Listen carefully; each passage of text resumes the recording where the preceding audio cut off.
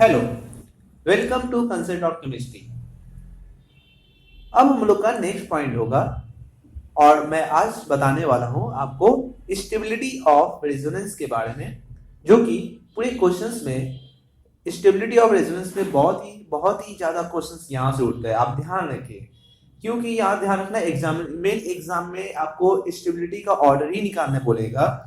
जब तक आप रेजोनेंस का प्रोसेस नहीं समझेंगे और उनके कंडीशन के बारे में नहीं समझेंगे, तब तक आप स्टेबिलिटी ऑफ रेजोनेंस को भी नहीं समझ सकते। तो एक चीज का ध्यान रखें, आप रेजोनेंस ऑफ स्टेबिलिटी को पढ़ने से पहले पहले आप जाकर वहां से मेरा रेजोनेंस का सारे प्रोसेस और उसका कंडीशंस को अच्छे से पढ़े। ठीक है, तो मैं स्टार्ट करने जा रहा हूं स्टेबिलिटी ऑफ रेजोनेंस। ठीक है, stability of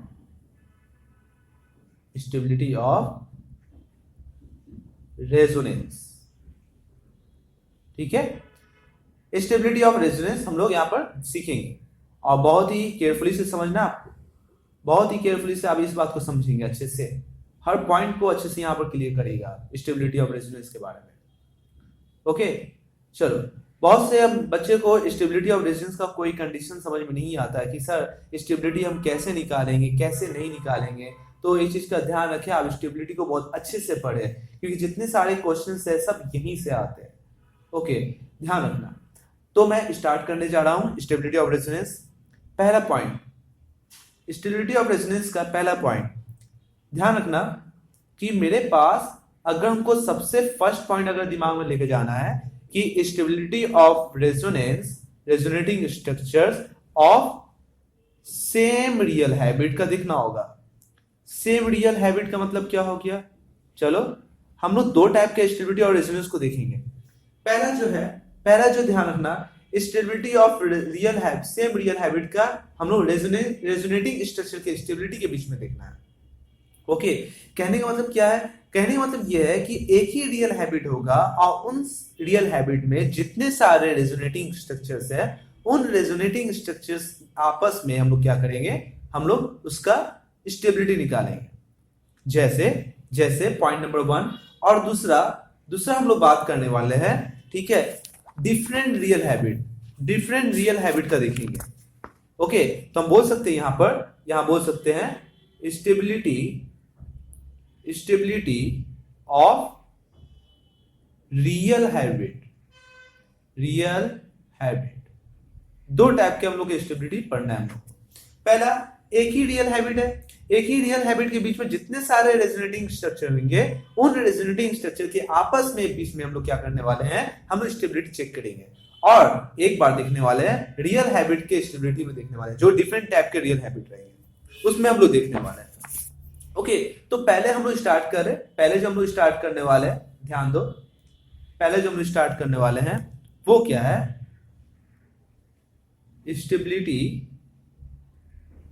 stability of resonating structure of same real habit,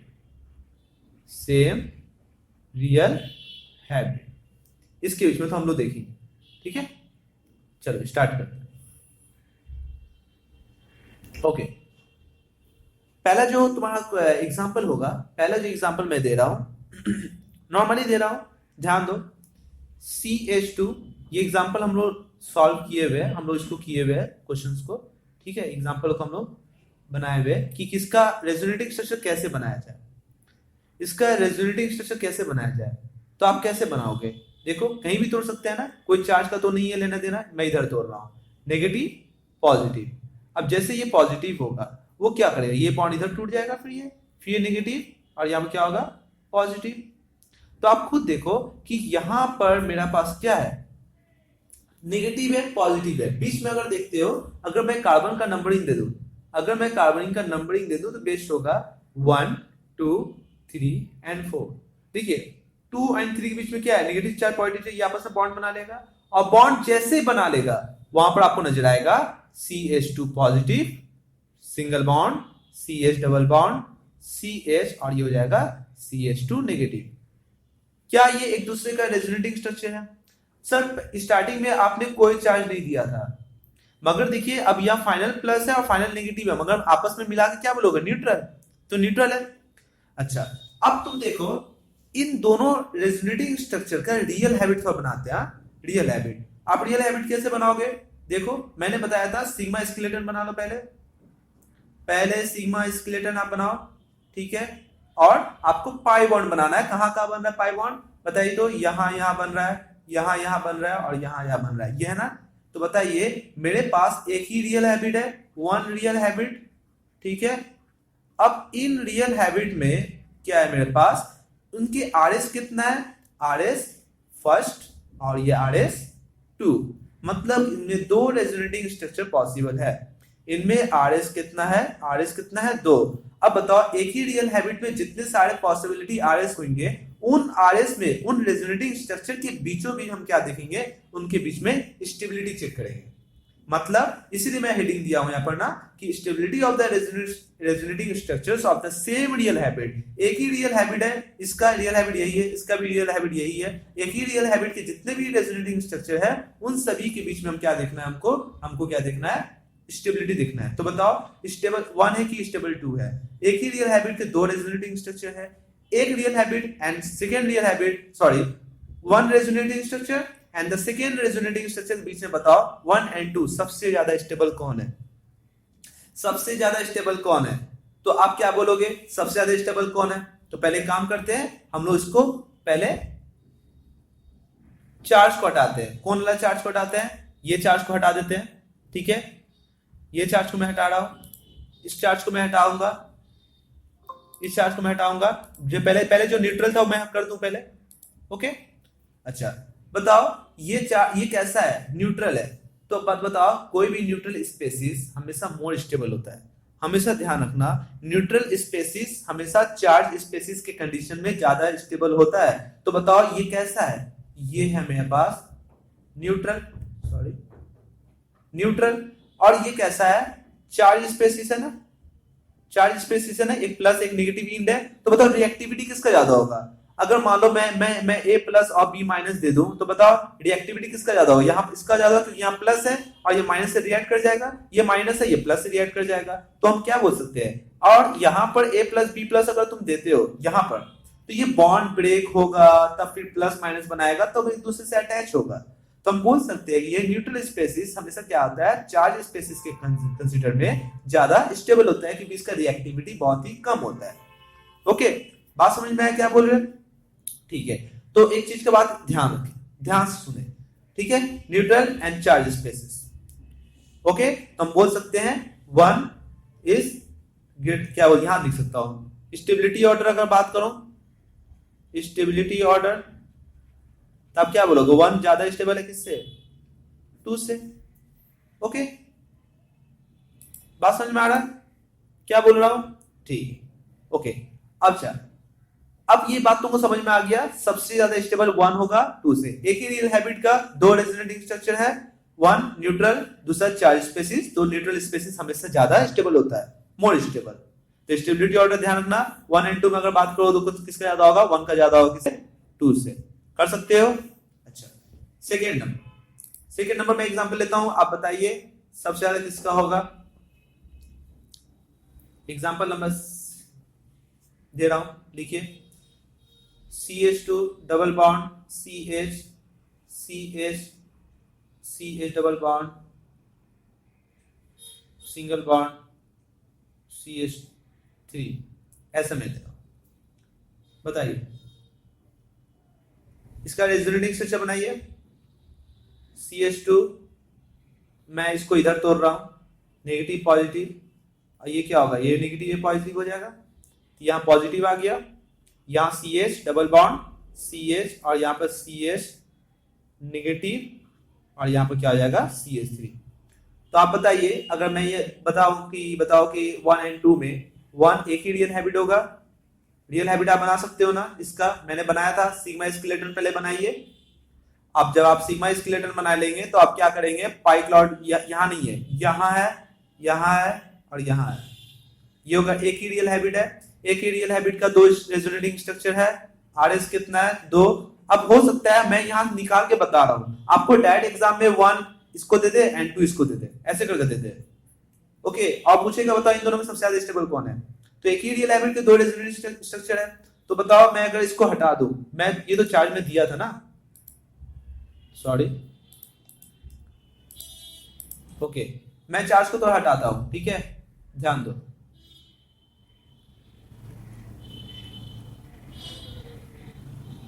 मैं चार्ज को तो हटा रहा हूं,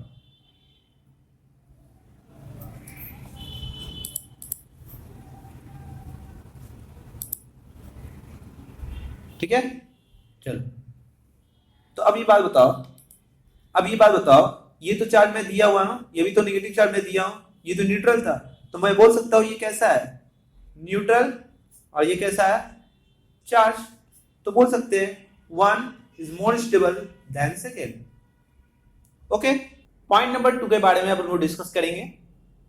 पॉइंट नंबर 2 मतलब मेरे पास ए था, ये होगा बी।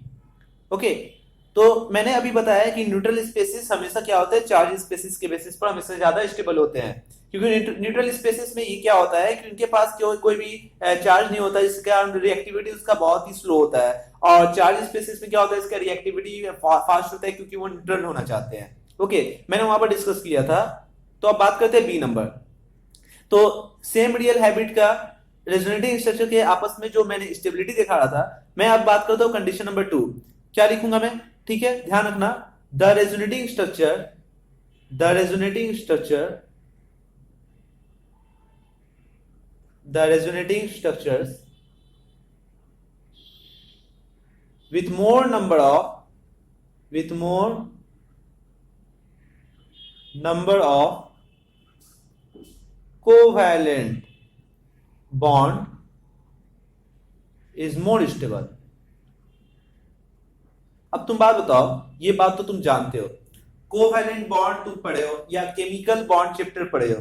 केमिकल बॉन्ड चैप्टर के अंदर में जो कोवैलेंट बॉन्ड तुमने पढ़ा था कि जितने ज्यादा कोवैलेंट बॉन्ड बनेंगे तो क्या होगा, उतना एनर्जी लॉस होगा। कोई भी कोवैलेंट बॉन्ड जितना बनाता है, बॉन्ड कैसे बनाता है, ऑर्बिटल के ओवरलैपिंग से, और दो ऑर्बिटल जब आपस में आते हैं, जब बॉन्ड बनाते हैं, तो उसका एनर्जी लॉस होता है। तो वहां पर क्या होता है, एनर्जी सिस्टम का एनर्जी लिस्ट होता है, कम हो जाता है, इसकी वजह से स्टेबिलिटी बढ़ जाता है। तो अगर किसी भी कंपाउंड में जितने ज्यादा कोवैलेंट बॉन्ड है तो उसमें स्टेबिलिटी सबसे ज्यादा होगा, क्योंकि उसके पास एनर्जी कम होगा। तो आप देखो, ये जो एग्जांपल मैं अभी भी लिखा था, ये दोनों पर टेस्ट हो जाता है, दोनों कंडीशन पर होता है। जैसे जैसे मैं अभी लिखा था क्या, CH2, ये थोड़ा लाइट देख लो, CH2 double bond CH double bond CH2। आप इसका रेजोनेटिंग स्ट्रक्चर लिखे थे ना, आप क्या लिखे थे, ये प्लस लिखे थे, ये CH किए थे, यहां भी CH था और यहां भी क्या था, CH2 माइनस। ओके, तो अब मैंने स्टार्टिंग में इसका रेजोनेटिंग स्ट्रक्चर के बेसिस पर जो न्यूट्रल स्पेसिस होता है वो चार्ज स्पेसिस से कंपेयर में ज्यादा स्टेबल होता है। तो आप पहले ये कंडीशन समझे कि ये देखो, चार्ज स्पेसिस का मतलब क्या है, आप कहीं ना कहीं बॉन्ड तोड़े होंगे, तोड़ने से क्या होगा, कोवैलेंट बॉन्ड डिक्रीज करेगा, कोवैलेंट बॉन्ड डिक्रीज करने से क्या होगा, स्टेबिलिटी घट जाएगा। तो आप ये देखिए कि यहाँ पर कितने बॉन्ड है, देखिए यहाँ पर कोवैलेंट बॉन्ड कितना है, 2 हाइड्रोजन से, यहाँ 2 कार्बन से 4 बॉन्ड, 2 हाइड्रोजन सिग्मा बॉन्ड है, यहाँ 2 है, ठीक है ना, 2 बॉन्ड यहाँ पर है, 2 बॉन्ड यहाँ पर है, तो 4 कोवैलेंट बॉन्ड हो गया। ये 5 6 7 8 9 10 11, इसमें अगर बात करते हो कोवैलेंट बॉन्ड जो है वो कितना है, 11 है, 11 कोवैलेंट बॉन्ड है। और इसमें अगर देखो, इसमें देखो प्लस माइनस आने का मतलब क्या है, कहीं ना कहीं बॉन्ड ब्रेक हुआ होगा। अब बॉन्ड जब ब्रेक हुआ होगा तो आप ये बात बोल सकते हैं कि कहीं ना कहीं कोवैलेंट बॉन्ड इसमें डिक्रीज हुआ, उसमें कम है। तो देखिए, 2 हाइड्रोजन का, 1 कार्बन का, 3 4 5 6 7 8 9 10, इसमें अगर बात करते हो कोवैलेंट बॉन्ड कितना होगा, 10 है। तो बताओ, अगर 10 कोवैलेंट बॉन्ड है तो इसमें एनर्जी भी क्या होगा, एनर्जी इसके पास क्या होगा, इनलार्ज होगा। या इसका एनर्जी 1 कर लो, इसका एनर्जी 2 कर लो, इसका एनर्जी मान लो, एनर्जी देखो कितना है, एनर्जी 1 है। किसका एनर्जी ज्यादा होगा, ज्यादा किसका होगा, इसका ज्यादा होगा। क्यों, क्योंकि कोवैलेंट बॉन्ड इसमें 10 है और इसमें कोवैलेंट बॉन्ड कितना है, 11 है। 11 होने का मतलब क्या है, ज्यादा एनर्जी लॉस हुआ होगा तो इसके पास एनर्जी कम होना चाहिए, तो एनर्जी तो कम है। तो स्टेबिलिटी में अगर बात करते हो, तो स्टेबिलिटी का अगर ऑर्डर में बात करूं तो बताओ, 1 स्टेबल अभी भी ज्यादा है सेकंड से। तो ये कंडीशन अगर बात करते हो दोनों में फुलफिल होता है। एक ही एग्जांपल से दोनों को समझा सकते हो। पहला जो मैंने बात किया मोर नंबर ऑफ क्या बोल सकते, न्यूट्रल स्पेसिस क्या होगा, न्यूट्रल स्पेसिस जो होगा हमेशा मोर स्टेबल होगा देन चार्ज स्पेसिस के कंपेयर में। ओके मैं लिख सकते हो, हेडिंग में लिख सकते हो, neutral resonating structure is more stable than the charge resonating structures. And B number अगर बात करो तो मैंने ये बताया the resonating structures with more number of the covalent bond is more stable. Okay ये बात तो समझना, जितने ज्यादा कोवैलेंट बॉन्ड होंगे उतनी ज्यादा स्टेबिलिटी बढ़ेगी। ओके आते हैं सी नंबर पर, सी नंबर तरफ आते हैं, इसको उतार लीजिएगा अच्छे से। सी नंबर पॉइंट पर आते हैं, सी नंबर पॉइंट को अच्छे से समझिए, ठीक है। The structure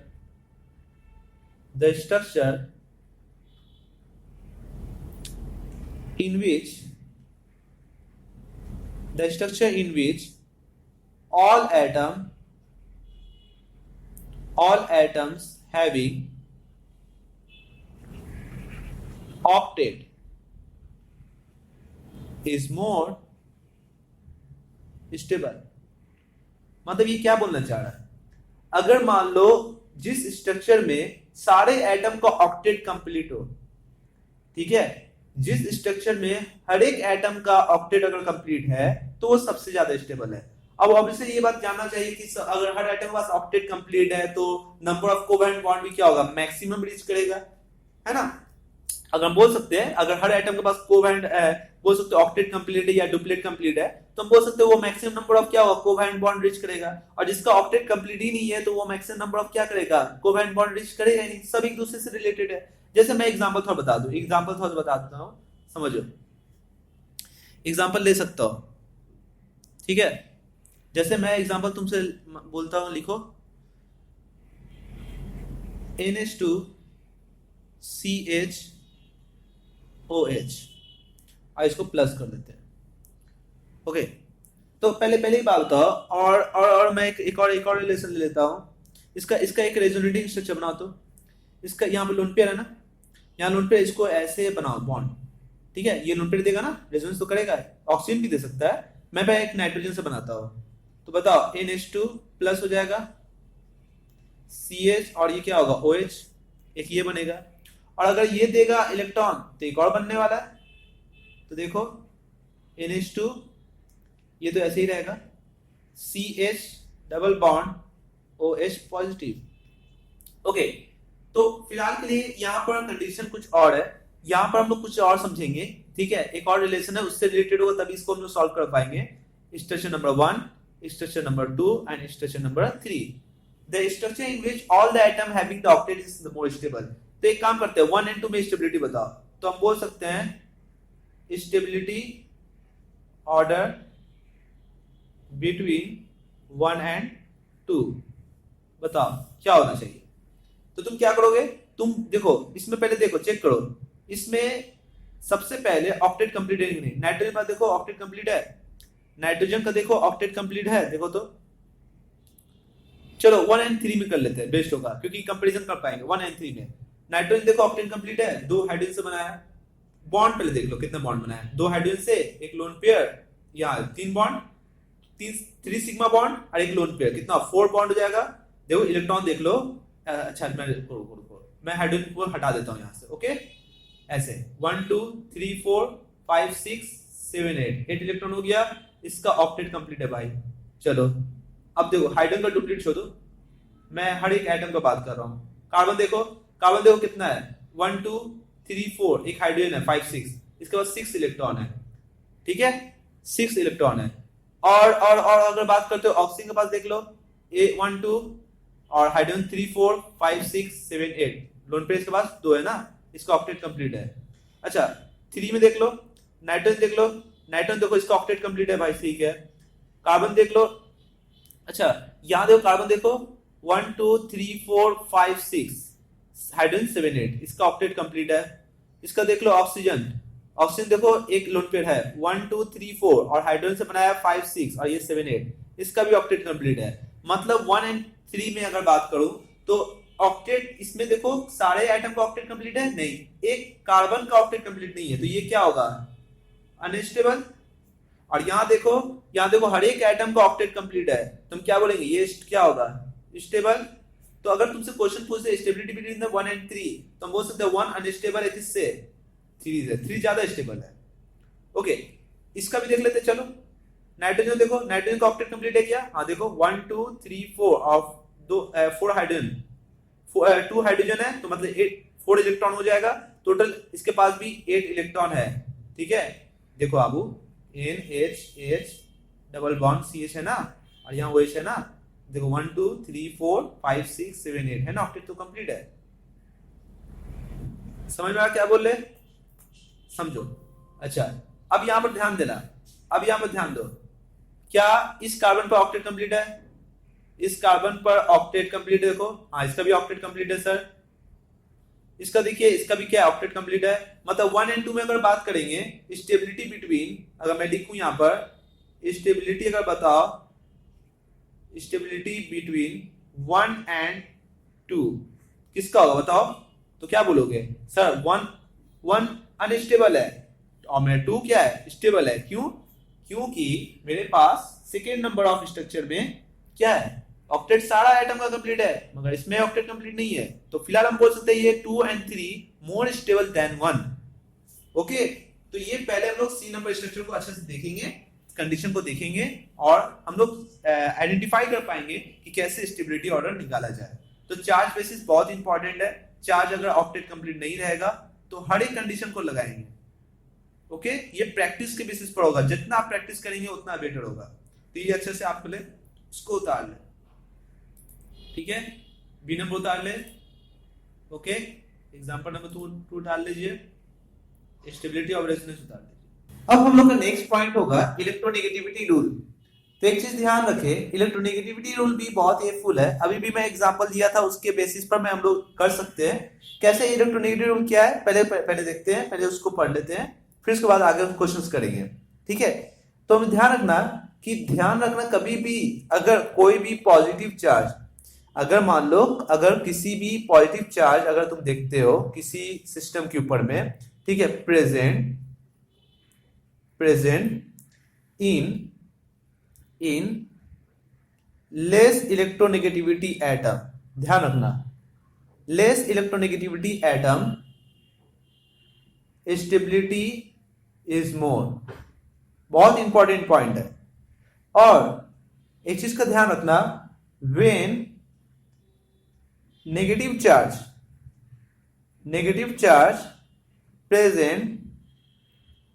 present in more electronegativity atom stability is more। मतलब क्या बोला गया है, ये कंडीशन बहुत ही इंपॉर्टेंट है।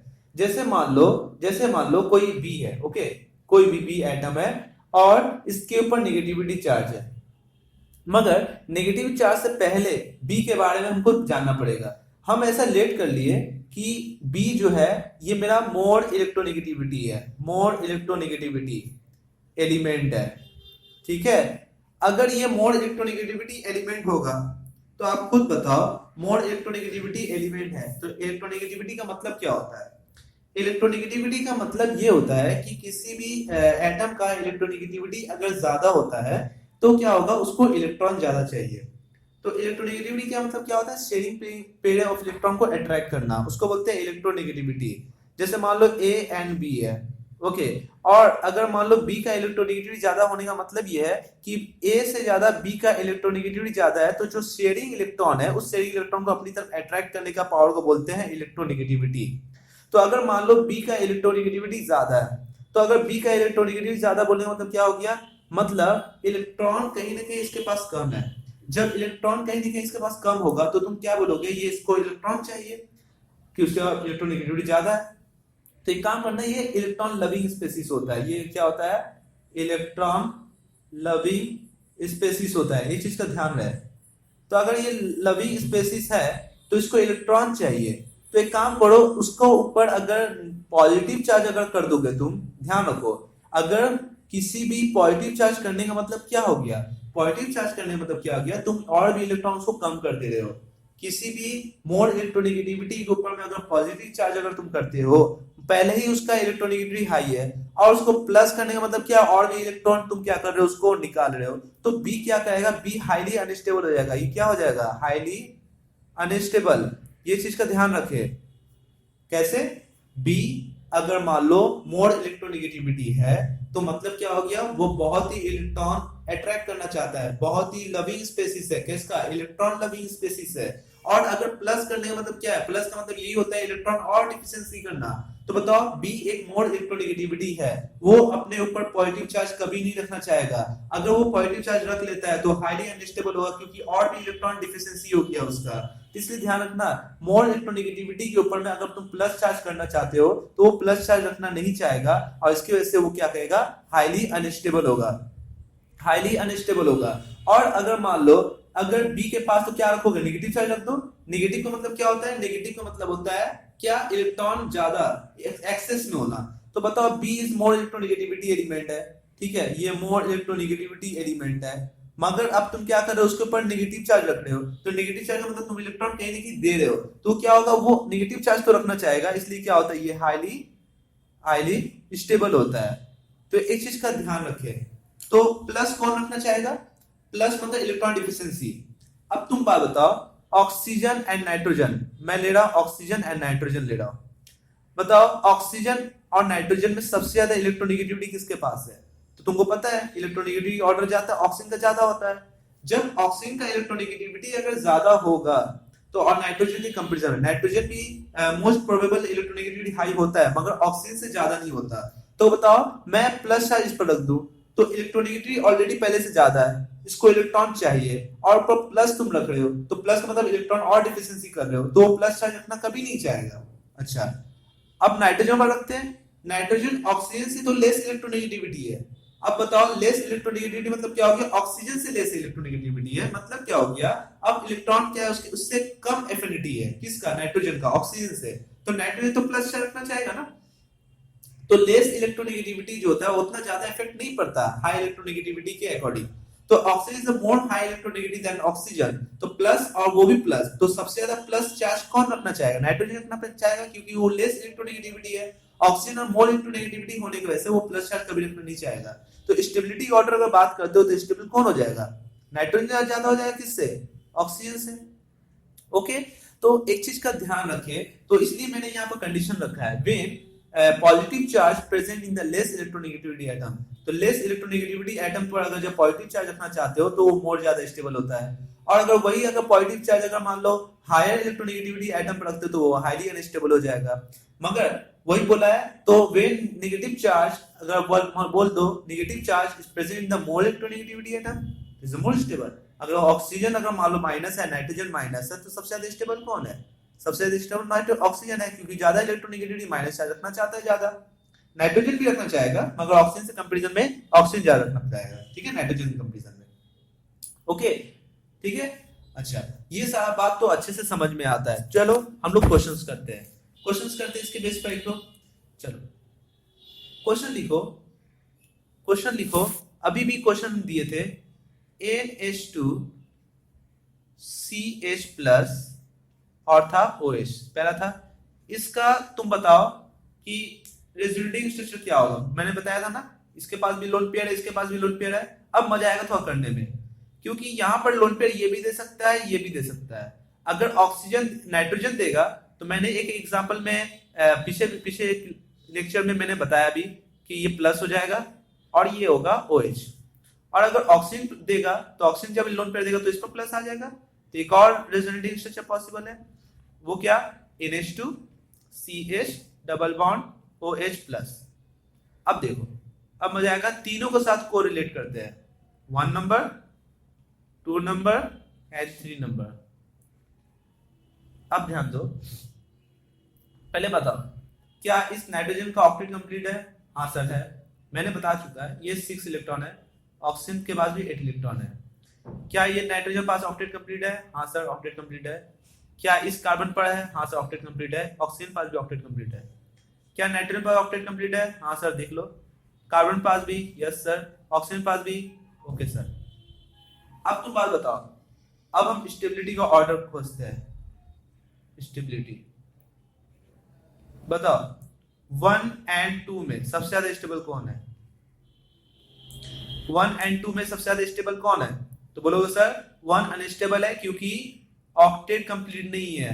हर इलेक्ट्रॉन के हर एटम के पास ऑक्टेट कंप्लीट होना चाहिए, मगर नाइट्रोजन पास है, इसके पास भी है। कार्बन पास 6 इलेक्ट्रॉन, मगर इसके पास 8 इलेक्ट्रॉन है। ऑक्सीजन पास यहाँ 8 है, यहाँ भी 8 है, मगर इनवैलिड अगर बात करते हो तो यहाँ पर ऑक्सीजन पर कार्बन पर क्या है? ऑक्टेट कंप्लीट नहीं है, 6 इलेक्ट्रॉन है, इसलिए ये अनस्टेबल है और ये क्या है? स्टेबल है। तो हम बोल सकते हैं स्टेबिलिटी ऑर्डर में 2 ज्यादा स्टेबल है। अच्छा, अगर मैं बोलूं 1 एंड 3 में, 1 एंड 3 में, तो बताओ 1 एंड 3 में क्या बोल सकते हो? तो हम बोल सकते हैं यहां पर इनकम्प्लीट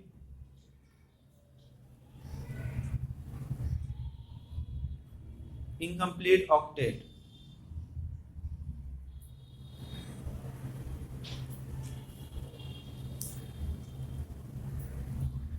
ठीक है, ऑक्टेट। ये देखो इसका क्या है? Complete octet. ठीक है, इसका देखो सब पूरा सिस्टम कंप्लीट ऑक्टेट, ये इनकम्प्लीट है। तो बताओ 1 एंड 3 में, 1 एंड 3 में अभी भी कौन ज्यादा स्टेबल है? 3 है। मगर क्वेश्चन उठता है 2 एंड 3 में, वहां पर हम लोग 2 एंड 3 में रिलेशन नहीं दिखाए थे। देखो इसका भी ऑक्टेट कंप्लीट है सारा, इसका भी ऑक्टेट कंप्लीट है। अब बताओ यहाँ पर नाइट्रोजन पर प्लस चार्ज है, अब यहाँ पर क्या? ऑक्सीजन प्लस चार्ज है। कौन प्लस चार्ज ज्यादा रखना चाहेगा, ऑक्सीजन की नाइट्रोजन? ऑक्सीजन नहीं रखना चाहेगा प्लस चार्ज, क्योंकि ये मोर इलेक्ट्रोनेगेटिविटी एटम है, इसलिए ध्यान रखना ये लेस स्टेबल है। एंड नाइट्रोजन क्या है? ये लेस इलेक्ट्रोनेगेटिविटी है, ये प्लस चार्ज उसके कंपैरिजन में ज्यादा रखना चाहेगा, इसलिए सेकेंड नंबर मोर स्टेबल देन थर्ड। ओके, तो ये बात थोड़ा समझना। तो स्टेबिलिटी ऑर्डर आप आराम से फाइंड कर सकते हो। ठीक है, तो ये 2 रूल हुआ मेरा, इलेक्ट्रोनेगेटिविटी रूल हुआ, और दूसरा मेरे पास क्या हुआ? ऑक्टेट वाला, कोवेलेंट बॉन्ड वाला। टोटल मेरे पास 4 कंडीशन हम लोग पढ़ चुके हैं। हर एक चीज को अप्लाई करना सीखो। ओके, चलो इसको उतार लेना अच्छा से, इसको अच्छा से उतार लो। 4 इलेक्ट्रोनेगेटिव रूल एंड 5 का बात करते हैं। 5 कंडीशन हो, देखो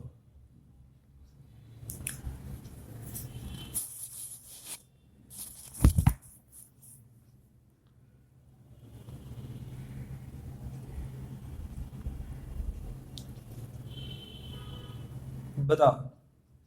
the highly electronegativity atom like oxygen and nitrogen may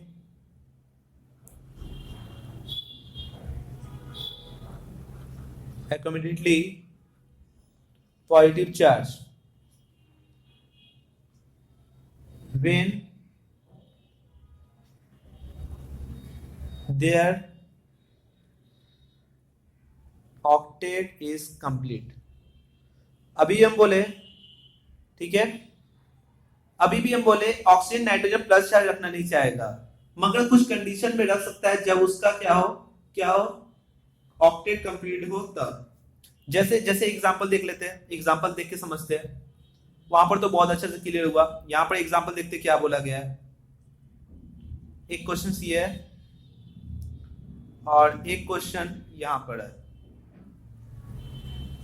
ये बताइए, अगर क्वेश्चन ये कर दे कि मेरे पास इसका रेजोनेटिंग स्ट्रक्चर बताओ तो कैसे बनेगा। ये इसको तोड़ो, CH2 ये इलेक्ट्रॉन देगा ना, डबल बॉन्ड O CH3 ये प्लस है। ओके, इसको तोड़ो, ये लोन पेयर इसको देगा CH2 double bond NH2 plus. देखो हम अगर क्वेश्चन पूछ दे, देखो यहाँ पर डिफरेंट टाइप के क्वेश्चंस है, सेम रियल हैबिट का नहीं है, यहाँ डिफरेंट टाइप क्वेश्चंस है। यहाँ 1 है, यहाँ 2 है। स्टेबिलिटी क्या है, चलो सीख लेते हैं। अब बताओ इन दोनों में सबसे ज्यादा स्टेबल कौन है, बताओ। ऑक्सीजन है कि नाइट्रोजन है? तो बोलोगे क्या, नाइट्रोजन सबसे ज्यादा स्टेबल है। तो स्टेबिलिटी ऑर्डर अगर बात करते हो, स्टेबिलिटी ऑर्डर बात करते हो तो सेकेंड मोर स्टेबल देन 1, वही सेम कंडीशन लगा सकते हो। ओके, बात समझ में आया क्या बोल रहे? तो ये सारा कंडीशन फुलफिल होता है। तो इसको तो अच्छे से उतारो, समझो। ओके, अब हम लोग का नेक्स्ट पॉइंट होगा स्टेबिलिटी ऑफ रियल हैबिट। तो आप लोग हेडिंग दीजिए, stability of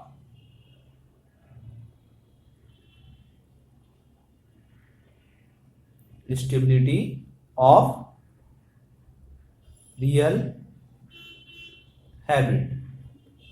okay, real habit के बीच में हम लोग देखेंगे कि हम लोग तो एक ही रियल हैबिट में जितने सारे जनरेटिंग स्ट्रक्चर था उसको हम लोग देख लिए। ओके, अब हम लोग का नेक्स्ट पॉइंट होगा क्या, स्टेबिलिटी ऑफ रियल हैबिट। मतलब डिफरेंट टाइप के रियल हैबिट रहेंगे। डिफरेंट टाइप के रियल हैबिट में हम लोग क्या करने वाले, कंपैरिजन करने वाले हैं कि किसका सबसे ज्यादा स्टेबिलिटी होगा, किसका नहीं होगा। ओके, बात समझ में आ रहा है? चलो स्टार्ट करते हैं। आ जाओ, जैसे मान लो मैं एक क्वेश्चन लिखता हूं, ध्यान दो। CH2 डबल बॉन्ड CH और ये दे दिया CH2 प्लस। ओके, और दूसरा में दे दिया, दूसरा क्वेश्चन दे दिया उसी में CH2 double bond CH single bond CH double bond, यहां हो गया CH2। तो तुम क्या बोलोगे, इन दोनों में हम कंपैरिजन करें, इन दोनों में हम कंपैरिजन करें, बताओ इनमें सबसे ज्यादा स्टेबल कौन, इन दोनों में देख रहे हो ना, इन दोनों में कंपैरिजन करोगे,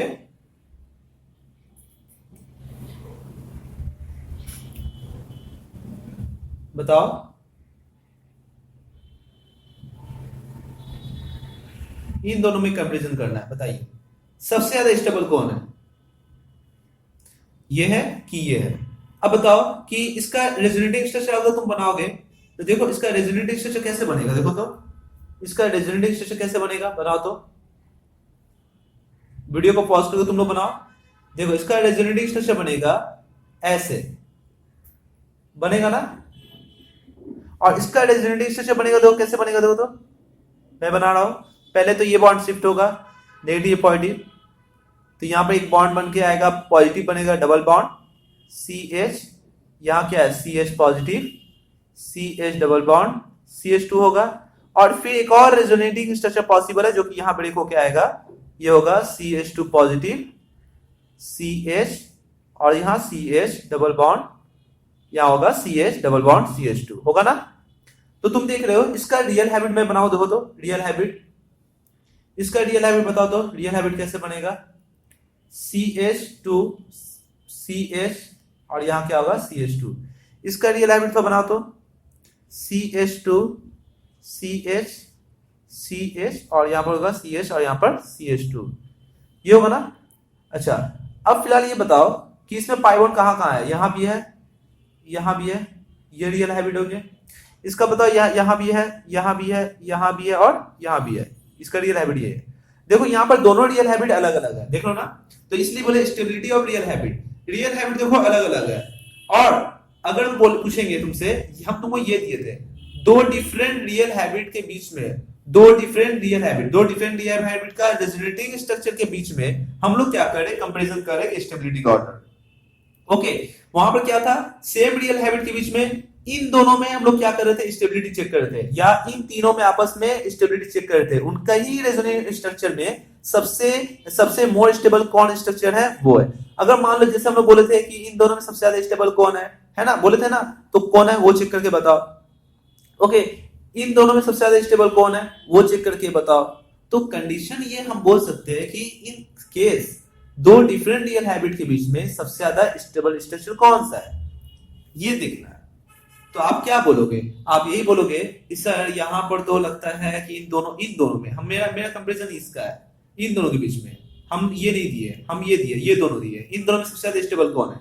तो तुम क्या बोलोगे, तुम पहले देखो कि इस स्ट्रक्चर का कितना रेजोनेटिंग स्ट्रक्चर पॉसिबल है, या इस स्ट्रक्चर का कितना रेजोनेटिंग स्ट्रक्चर पॉसिबल है। जितने ज्यादा रेजोनेटिंग स्ट्रक्चर मिलेंगे उतना प्लस चार्ज आपका डीलोकलाइज होगा और उतना प्लस चार्ज डिक्रीज करेगा। तो हमको पता ही है ना, हम लोग नोट पॉइंट कर सकते हैं, नोट पॉइंट क्या कर सकते हैं, हम लोग लिख सकते हैं मोर द रेजोनेटिंग स्ट्रक्चर, ठीक है, more will be the stability।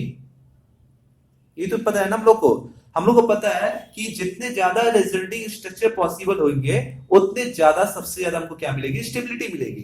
तो अगर आप ये बात देखें, इसमें कितने रेजोनेटिंग स्ट्रक्चर है, इसका RS है 2, इसका RS कितना है, इसका RS है कितना 3। तो बताओ ये प्लस चार्ज यहां भी आ रहा, ये प्लस चार्ज यहां भी है, ये प्लस चार्ज यहां भी है, 3 कार्बन पर डिस्ट्रीब्यूट हो रहा है। तो बताओ एक प्लस 3 कार्बन पर जा रहा, तो बताओ एक कार्बन पर कितना डिस्ट्रीब्यूट हो रहा, 1/3 है ना, एक कार्बन पर। बताओ यहाँ प्लस यहाँ है, एक प्लस आपका यहाँ है, यही प्लस आपका यहाँ बन रहा है। तो बताओ एक प्लस 2 कार्बन पर आ रहा, तो एक कार्बन पर कितना आएगा, हाफ आएगा।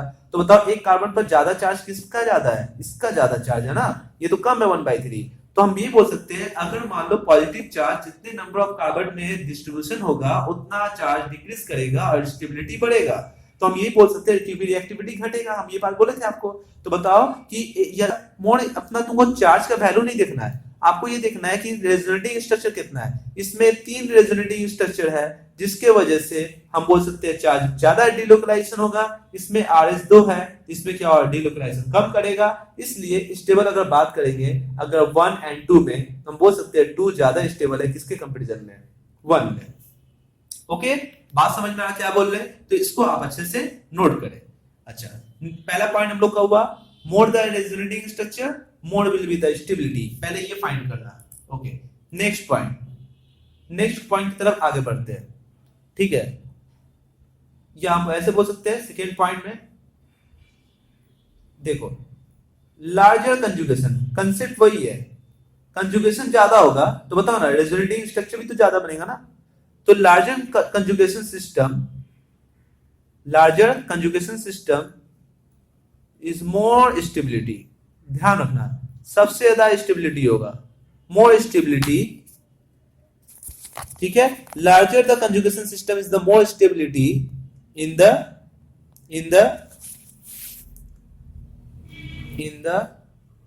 नेचर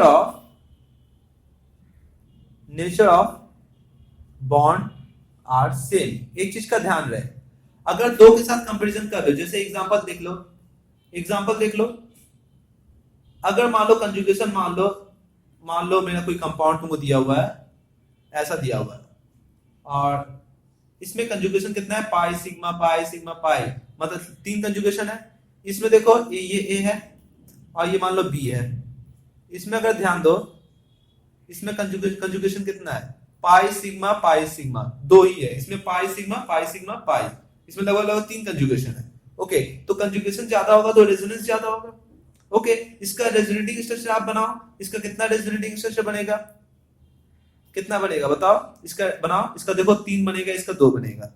तभी भी जो ज्यादा स्टेबल होगा, जितना ज्यादा कंजुगेशन होगा उतना ज्यादा रेजोनेटिंग स्ट्रक्चर बनेगा, उतने ज्यादा क्या मिलेंगे आपको, रेजोनेटिंग स्ट्रक्चर मिलेंगे, उतने ज्यादा स्टेबिलिटी मिलेंगे। कंजुगेशन इसमें ज्यादा है तो उसमें ज्यादा डिलोकलाइजेशन होगा, इसमें कंजुगेशन कम है तो इसमें डिलोकलाइजेशन कम होगा। तो ए एंड बी में ज्यादा कौन सबसे ज्यादा स्टेबल होगा, ए ज्यादा होगा। तो एक चीज का ध्यान रखें, कंजुगेशन जितना ज्यादा होता है, हाँ, मगर एक चीज का बात करके ध्यान रखें, सेम नेचर ऑफ बॉन्ड होगा, बॉन्ड का नेचर सेम होना चाहिए। इसमें देखो पाई है, डबल बॉन्ड है, इसमें भी डबल बॉन्ड है, नेचर तुमको सेम देगा। ओके, ऐसा नहीं है कि इसमें डबल बॉन्ड है इसमें ट्रिपल बॉन्ड है, नहीं ऐसा नहीं है, नेचर ऑफ बॉन्ड सेम रहेगा तभी ये हम रूल लगा सकते हैं, अदरवाइज रूल नहीं लगा सकते ये वाला। ओके, अच्छा, कंडीशन नंबर थर्ड की तरफ आगे बढ़ते हैं। ठीक है, ध्यान रखना, साइक्लिक कंजुगेशन जो होता है, वो मेरे पास साइक्लिक कंजुगेशन सिस्टम जो होता है, इफ एरोमेटिक है तो, एरोमेटिक कंपाउंड है तो, ठीक है, इज मोर स्टेबल, ये देखा गया क्योंकि उसमें एरोमेटिसिटी होता है, more stable as compare to the open chain structure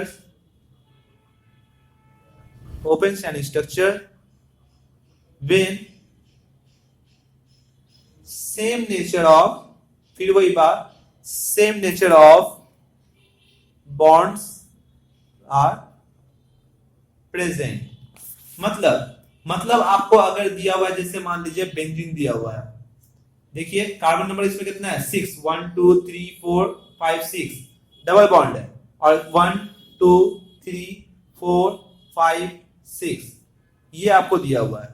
देखिए इसमें पाई बॉन्ड कितना है 1 2 3, इसमें भी कितना है 1 2 3, सब कुछ सेम है, बॉन्ड भी सेम है, कार्बन भी सेम है, मगर ये एरोमेटिक है।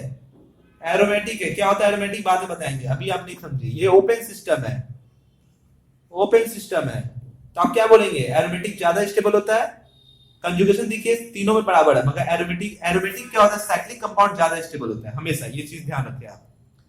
ठीक है, बात समझ में आया क्या बोल रहे हैं, तो ये चीज का ध्यान रखिए इस टाइप का। ओके, अब अगर बात करते हैं यहां पर क्रॉस कंजुगेशन का। क्रॉस कंजुगेशन क्या है, सबसे पहले इसको उतारे, 4th नंबर में बात करने जा रहा हूं। Cross conjugation, cross conjugation, cross conjugation एक डिफरेंट टाइप का कंजुगेशन होता है, जो क्या करता है, मेन रेजोनेंस को थोड़ा सा डिक्रीज करता है, स्टेबिलिटी को डिक्रीज करता है। मतलब ये क्रॉस कंजुगेशन ध्यान रखना, ये थोड़ा लेस स्टेबल होता है। पहले इसके कंडीशन को तो समझ ले, ये थोड़ा लेस स्टेबल होता है किससे, देन लीनियर कंजुगेशन से। ये थोड़ा सा लेस स्टेबल होता है, बट ये मोर स्टेबल होता है, मोर स्टेबल, ठीक है, than non conjugation system, non conjugation system से। मतलब ये बोल रहा है यहां पर आपको कि अगर मान लो कोई लीनियर कंजुगेशन है, तो क्रॉस कंजुगेशन उससे थोड़ा सा कम होता है स्टेबल, मगर स्टेबल कम होता है। मगर अगर बात करते हैं ये थोड़ा सा स्टेबल किससे ज्यादा होता है, नॉन कंजुगेशन सिस्टम, जो कंजुगेशन नहीं है, जिसमें जिसमें रेजोनेंस नहीं हो रहा है, या ऐसे बोल सकते हो नॉन रेजोनेंस, जिसमें रेजोनेंस नहीं हो रहा है। ठीक है, नॉन कंजुगेशन सिस्टम मतलब जिसमें रेजोनेंस नहीं हो रहा है। जैसे मतलब क्या है, कंजुगेशन का मतलब क्या है, देखो क्रॉस कंजुगेशन मतलब क्या है, देखो जैसे मान लो ऐसा सिस्टम, ध्यान दो, ऐसा कोई सिस्टम है, मैं हाइड्रोजन नहीं दे रहा हूं, ऐसा दिखा रहा हूं, तो एक चीज का ध्यान रहे कि क्रॉस कंजुगेशन कैसा सिस्टम है। मान लो कि pi sigma pi, pi sigma pi, देखो पाई सिग्मा, जैसे मान लो ये मान ए है, ये मान लो बी है, ये मान लो सी है। ओके, पाई सिग्मा पाई, देखो यहां कंजुगेशन है, देखो पाई सिग्मा पाई, यहां कंजुगेशन है, मतलब ए और बी में कंजुगेशन है, सी एंड बी में कंजुगेशन है, बट सी और ए में कंजुगेशन नहीं है। पाई सिग्मा सिग्मा पाई, इसका कंजुगेशन नहीं है। तो मतलब कभी भी अगर ए बी से कंजुगेशन हो, सी बी से कंजुगेशन हो, बट ए और सी कंजुगेशन में नहीं हो, उसको बोलते हैं क्रॉस कंजुगेशन। पहले ये कंडीशन को समझे, ठीक है, ए बी के साथ कंजुगेशन हो, बी सी के साथ हो, और ए सी के साथ हो, मगर ए और सी के साथ कंजुगेशन नहीं हो, तो ऐसे को क्या बोलते हैं हम लोग, क्या बोलते हैं, क्रॉस कंजुगेशन। जैसे क्यों ऐसे स्टेबल नहीं होता, ये लेस स्टेबल क्यों होता है कंजुगेशन से, वो इसीलिए होता है क्योंकि देखो अगर अगर मान लो ये रेजोनेंस यहां जाएगा, तो ये रेजोनेंस तो यहां भी आ सकता है ना, तो ये थोड़ा कंफ्यूजन हो जाएगा ना कि रेजोनेंस किसके साथ करे, इसके साथ करे कि इसके साथ करे। ये दोनों देख लो एक दूसरे को क्रॉस कर रहा है, देख लो एक दूसरे को क्रॉस कर रहा है, ये यहां से आ रहा है, ये यहां से आ रहा है, क्रॉस कर रहा है इस पॉइंट पर, मतलब इसको क्या कर रहा है, रेजोनेंस होने में थोड़ा सा क्या कर रहा है, ब्रेक डाउन कर रहा है, जो फ्रीली तरह से ये रेजोनेंस नहीं कर पा रहा, तो उसको हम लोग क्या बोलेंगे, क्रॉस कंजुगेशन बोलेंगे।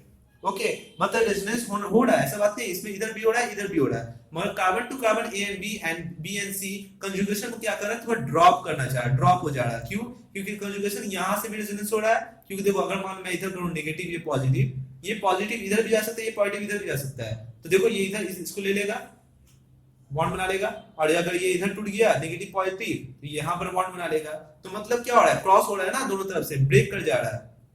हम ये बोल सकते हैं स्टेबिलिटी में थोड़ा सा क्या कर रहा है, बीच में आके उसको इंटरफेयर कर रहा है, कि बोला है कि तुम एक कंजुगेशन करो कि हम दोनों तरफ कंजुगेशन है, मगर एक दूसरे के साथ कंजुगेशन नहीं है, तो ए बी के साथ कंजुगेशन है, बी और सी के साथ कंजुगेशन है, but C and A conjugation नहीं है, जिसकी वजह से ये रेजोनेंस थोड़ा सा इस पॉइंट पर आकर रुक जाता है, इसलिए थोड़ा सा ये क्या होता है, लेस स्टेबल होता है। मगर जो नॉर्मली कंजुगेशन होगा वो उससे ये थोड़ा सा लेस स्टेबल होगा, मगर जो नॉन कंजुगेशन सिस्टम है, मतलब नॉन रेजोनेटिंग सिस्टम है, वो क्या करेगा, इसके साथ अच्छा से रेजोनेंस नहीं कर पाएगा, जिसकी वजह से ये ज्यादा स्टेबल हो जाएगा, वो नॉन कंजुगेशन सिस्टम रेजोनेंस नहीं कर पाएगा। जैसे मैं एग्जांपल तौर पे एक क्वेश्चन समझाता हूं, एग्जांपल तौर से अच्छे से समझ में आ जाएगा आपको क्या इसका एग्जांपल बन सकता है। ठीक है, तो अच्छे से समझिए। जैसे मैं एग्जांपल लेता हूं, समझिए इसको। एक नंबर मैं आपको देता हूं, मैं अभी भी लिया था आपके सामने इसका 6 कार्बन वाला, और एक मेरा हम लेते हैं ये इस सिस्टम क्रॉस वाला, अभी जो मैंने लिया था, ये 2 नंबर है। और थर्ड अलग मैं बात करूं तो ऐसे मैं बात कर रहा हूं थर्ड। ओके, क्वेश्चन ये है कि सबसे ज्यादा स्टेबल कौन है।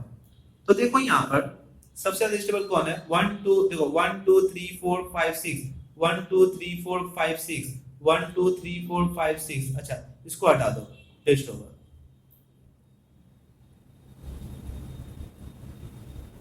इसको हटा दो, ठीक है, ऐसे ले लो, ऐसे, ये 3 है। नंबर ऑफ कार्बन मैंने सेव कर दिया। तो देखो पाई सिग्मा पाई, इसमें कंजुगेशन है, लार्ज कंजुगेशन है। इसमें पाई सिग्मा सिग्मा पाई, इधर कंजुगेशन नहीं है। पाई सिग्मा पाई, इधर कंजुगेशन है, पाई सिग्मा पाई। ये क्रॉस वाला हो गया, तो देखो ये क्या है, क्रॉस कंजुगेशन। ये देखो ये कैसा है, लीनियर कंजुगेशन। और ये कैसा है, pi sigma sigma sigma pi, ये है नॉन कंजुगेशन। तो नॉन कंजुगेशन से थोड़ा सा तो इसमें रेजोनेंस हो ही रहा है ना, तो ये इससे ज्यादा स्टेबल तो हो जाएगा। मगर इसमें देखो, इसमें ज्यादा रेजोनेंस हो रहा है, इसमें कम रेजोनेंस हो रहा है, स्टॉप हो रहा है रेजोनेंस, जिसकी वजह से हम ये बोल सकते हैं ये ज्यादा स्टेबल हो जाएगा। तो हम अगर ऑर्डर लिखेंगे स्टेबिलिटी का अगर ऑर्डर में लिखूं तो क्या बोलोगे, 1 सबसे ज्यादा स्टेबल, फिर मेरा कौन होगा, फिर मेरा 2 स्टेबल होगा, ठीक है, और फिर मेरा क्या होगा, सबसे 3 लेस स्टेबल होगा। बात को समझ में आ रहा है? ओके, अब मैं बात करने जा रहा हूं 4 नंबर। ध्यान रखना, 4 नंबर ध्यान रखो, सॉरी 5 नंबर ध्यान रखना। जितने ज्यादा इक्वल आरएस होते हैं, ध्यान रखना, इक्वल आरएस मतलब इक्वल रेजोनेटिंग स्ट्रक्चर, वो मेरा क्या होगा, मोर स्टेबल होगा। If less number of resonating structure, एक चीज ध्यान रखना, अगर किसी भी स्ट्रक्चर में इक्वल नंबर ऑफ आरएस हो, इक्वल नंबर मतलब देखने में सेम होना चाहिए। मतलब अगर देखते हो बेंजीन, अगर तुम देखते हो बेंजीन, देखो ऐसे है ना, इसका रेजोनेटिंग स्ट्रक्चर अगर बनाओ तो इसका रेजोनेटिंग स्ट्रक्चर क्या होगा, ऐसा होगा। देखो देखने में दोनों कैसा है, रेजोनेटिंग स्ट्रक्चर आरएस कितना है इसका 2, और ये 2 रेजोनेटिंग स्ट्रक्चर कैसा इक्वल लग रहा है, देखो इक्वल, इसको बोल देंगे इक्वल आरएस। तो इक्वल आरएस होने की वजह से क्या हो, सबसे ज्यादा स्टेबल होता है। ठीक है, तो ये ध्यान रखना, अगर मोर स्टेबल होता है इफ नंबर ऑफ आरएस कम, उसके पास number of RS resonating structure क्यों नहीं लेस हो, नंबर ऑफ आरएस क्यों नहीं कम हो, मगर इक्वल आरएस होगा तो सबसे ज्यादा स्टेबल होगा। एक चीज का एक ध्यान रहे। मैं आगे इसका क्वेश्चंस कराऊंगा, कैसे समझ में आना चाहिए रेजोनेंस पर कैसा कैसा क्वेश्चंस आता है। मैं एक प्रैक्टिस बेस पर तुम लोगों के लिए एक क्वेश्चंस करवाऊंगा, ठीक है, प्रॉब्लम बेस पर। और जितने की मैंने इसको दिया है, बहुत सारे क्वेश्चन तुमको दिया है यहाँ पर, तुमको प्रैक्टिस के बेसिस पर मैंने समझाया, इसको अच्छे से इसको प्रैक्टिस करिए, ठीक है। और जो भी कंफ्यूजन हो, आप मेरा व्हाट्सएप नंबर आप 8981119407 पर कांटेक्ट करके आप मेरा कोई भी डाउट क्लियर कर सकते हैं आप, ठीक है। टेंशन मत लीजिए, जितने सारे क्वेश्चंस मैं करा रहा हूँ पूरा आपका प्रैक्टिस क्वेश्चन मैं करा दे रहा हूँ, अच्छे से इसको आप प्रैक्टिस बार बार करिए और इस कंसेप्ट को दिमाग में रखिए, ठीक है। फिलहाल आप इसको अच्छे से नोट कर लीजिए।